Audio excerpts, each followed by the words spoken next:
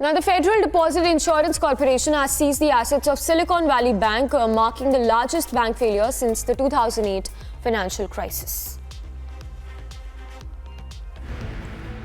The Federal Deposit Insurance Corporation seized the assets of Silicon Valley Bank, marking the largest bank failure since Washington Mutual during the height of the 2008 financial crisis. The bank failed after depositors, mostly technology workers and venture capital-backed companies, began withdrawing their money, creating a run on the bank. The financial health of Silicon Valley Bank was increasingly in question this week after the bank announced plans to raise up to USD 1.75 billion in order to strengthen its capital position amid concerns about higher interest rates and the economy.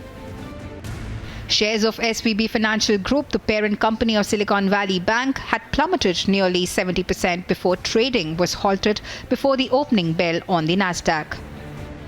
The FDIC ordered the closure of Silicon Valley Bank and immediately took possession of all deposits at the bank on Friday.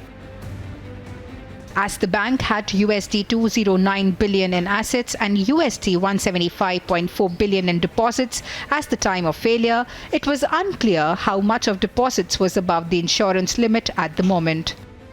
The California-based bank mainly served the US technology and startup industry, which have been worst affected after the development in the US.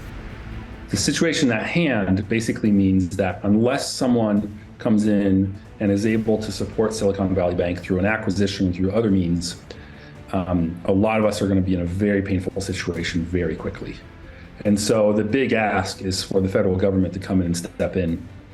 Nearly half of the US technology and healthcare companies that went public last year after getting early funding from venture capital firms were Silicon Valley Bank customers. Experts said that with the US Federal Reserve raising interest rates aggressively to rein in inflation, the value of existing bonds that were issued at lower interest rates had fallen. Due to this, banks which bought these bonds were unknowingly waiting for steep losses.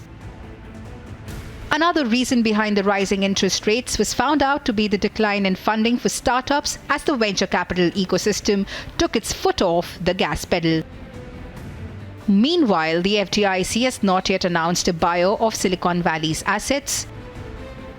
The FDIC also seized the bank's assets in the middle of the business day, a sign of how dire the situation had become.